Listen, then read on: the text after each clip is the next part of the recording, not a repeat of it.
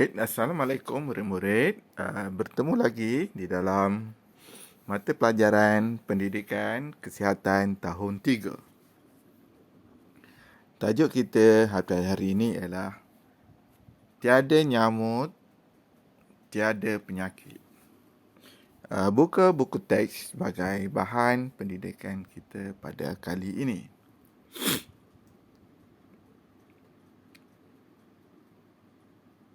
Tiada nyamuk, tiada penyakit. Jadi kalau kita tengok di sini gambar nyamuk, ini ialah nyamuk Aedes betina. Nyamuk Aedes betina, penyakit bawaan nyamuk Aedes betina ialah demam denggi. Demam denggi. Okey. Bagaimana cara penyakit ini merebak? Kita tengok ya. Nyamuk Aedes betina akan membawa demam denggi. Cara merebak ialah nyamuk Aedes betina membawa satu virus yang bernama virus denggi. Okay. Virus denggi ini sangat berbahaya kepada manusia. Ia berlaku apabila nyamuk Aedes betina menggigit pesakit denggi. Kemudian, nyamuk Aedes menggigit orang sihat dan menjangkitinya. Okey, ini yang bahayanya. Bila seekor nyamuk menggigit seorang yang mempunyai virus denggi, kemudian nyamuk tadi akan bawa virus tadi dan menjangkiti kepada orang lain. Begitu cara virus denggi ini merebak yang dibawa oleh nyamuk Aedes. Kemudian kita lihat kepada tanda-tanda ataupun gejala dan tanda-tanda demam denggi. Pertama, seseorang yang terkena demam denggi akan mengalami demam panas. Kedua, pesakit ini juga akan mengalami gejala dan tanda seperti sakit kepala. Akan merasa sakit kepala.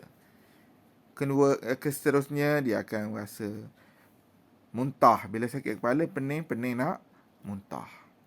Kemudian dia juga akan bergejala seperti cerit-berit,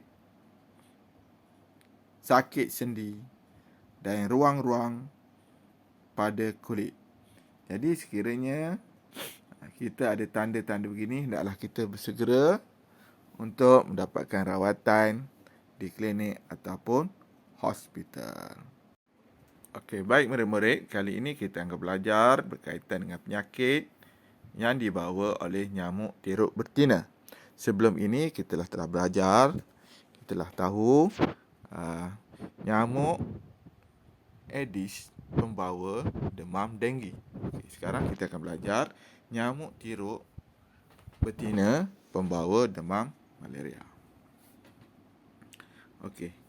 Kita buka buku teks sebagai bahan pembelajaran kita. Okey, demam malaria dibawa oleh nyamuk teruk betina. Cara merebak, nyamuk teruk betina pembawa virus malaria. Jadi nyamuk teruk ini membawa sini virus namanya virus malaria. Nyamuk teruk menggigit pesakit demam malaria. Jadi nyamuk teruk betina membawa parasit malaria. Nyamuk teruk menggigit orang yang sihat dan menjangkitinya.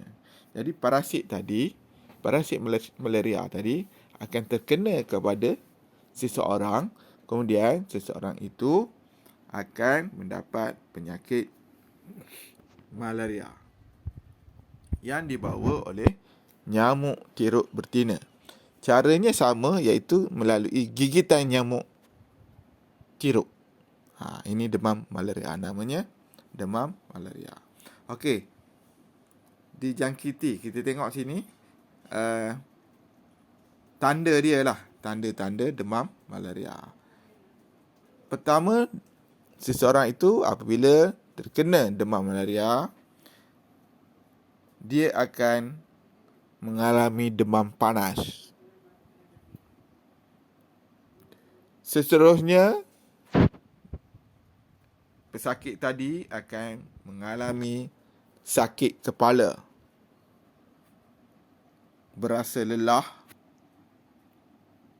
Kemudian tanda yang lain ialah loya dan muntah.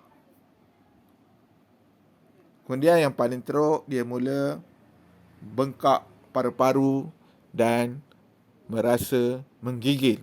Seseorang yang terkena demam malaria mestilah segera berjumpa doktor untuk mendapatkan rawatan. Okey, inilah maklumat berkaitan dengan demam malaria yang dibawa oleh sejenis nyamuk. Sejenis nyamuk namanya nyamuk tiruk betina.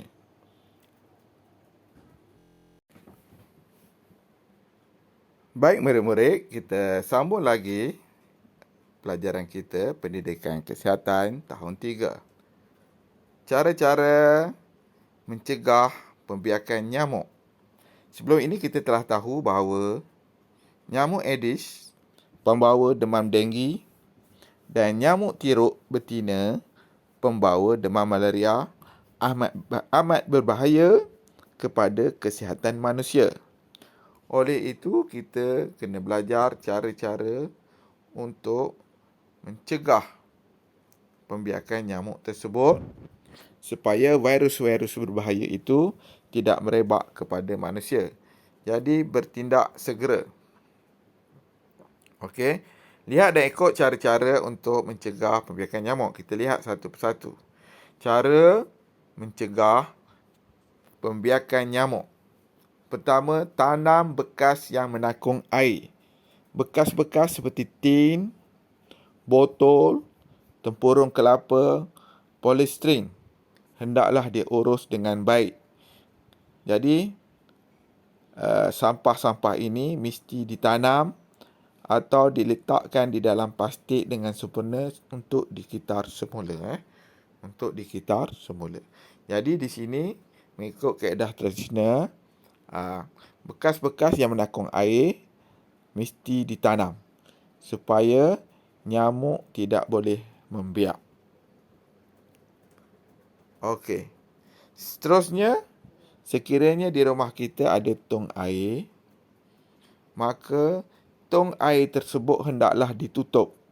Jangan biarkan tong air terbuka, kerana tong air yang terbuka boleh menyebabkan nyamuk bertelur di dalam tong tersebut dan seterusnya membiak. Tong sampah. Tong sampah mestilah ditutup dengan sempurna. Gunakan plastik hitam dan sampah perlu dilupuskan atau dikutip mengikut jadual yang telah ditetapkan. Ini penting supaya nyamuk tidak dapat menjadikan tempat tersebut sebagai tempat perbiakan mereka. Okey, di dalam rumah ada bekas-bekas takungan air. Bekas takungan air ini mungkin kita gunakan di pasu bunga ataupun sebagai alat perangkap semut. Jadi bekas-bekas air ini hendaklah sentiasa dicuci supaya nyamuk tidak sempat bertelur dan membiak di dalam air yang bertakung tersebut. Dan akhirnya, cara untuk kita mencegah pembiakan nyamuk ialah pengabutan ataupun fogging. Mungkin kamu pernah lihat aktiviti seperti ini.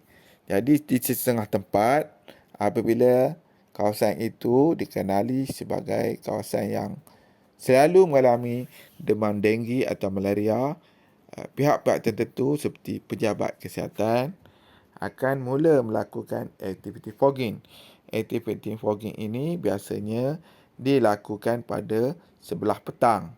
Adalah bertujuan untuk menghapuskan pembiakan nyamuk. Jadi, kita telah tahu cara-cara untuk mencegah pembiakan nyamuk. Jadi, sehubungan dengan itu, kita sepatutnya mengamalkan cara-cara mencegah pembiakan nyamuk ini dengan menanam bekas bekas takungan air, menutup bekas yang mengandungi air. Lepas tu menutup tong sampah dengan sempurna. Sentiasa membersihkan takungan air supaya kita mendapat kehidupan yang sihat, terhindar daripada penyakit bawaan nyamuk Aedes dan nyamuk denggi. Okey, bersama guru kamu, cuba kamu bincangkan bagaimana cara untuk mengatasi, untuk mencegah pembiakan nyamuk di rumah kamu. Sekian, terima kasih.